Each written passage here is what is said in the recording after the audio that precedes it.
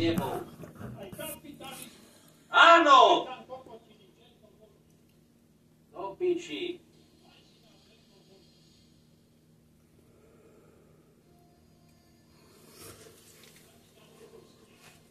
Čo si mi to ty zoškrtal, ty debil? Čo sa mi majú čo smiať? Za to, že žiadam o svoje práva?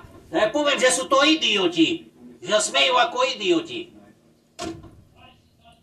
Čo sa mi majú čo smiať? Za to, že žiadam legálny dôchodok?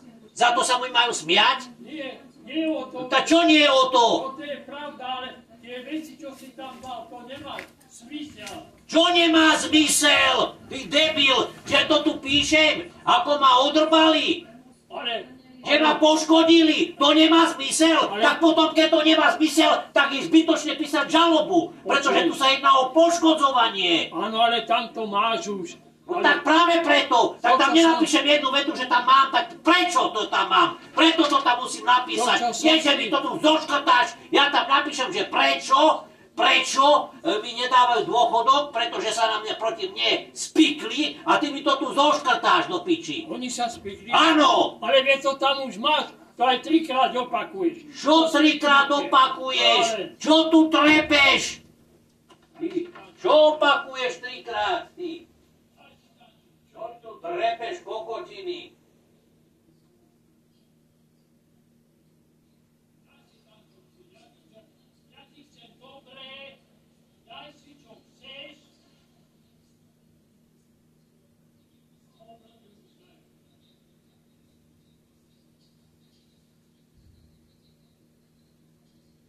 A keď mi neuznajú, aspoň budem vedieť, že nežijem v právnom štáte. No piči. Isté, že? Áno. Čo konkrétne písať? Teda keď konkrétne napíšem tam jednu vetu. Zamietli mi dôchodok, hej?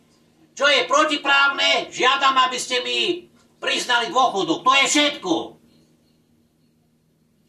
Kokotiny trepeš, ty. Ty tam píšeš báchorky, ty. Somár. Na čo? Tak keď ty tu rozprávaš, píšeš, že tam píšem akože zbytočnosti, no tak stačí zdvihnúť telefón a povedať, dajte mi môj legálny dôchodok. A hotovo.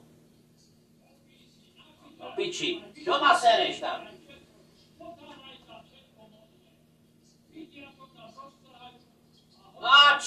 A tak neroztrhajú. Ale budem mať pocit, že som o dôchodok bojoval. A oni ma odfajčili. Jednoducho ma odpimpongovali. Porušili moje základné práva. Čo somariny? Porušili moje práva. Nedali mi dôchodok. Tak sa nebudú. Tak potom, keď im ukradnem 1000 eur, tak potom sa tiež s tým zaoberať nebudú. Je 23:30, keby niečo. Prievicky.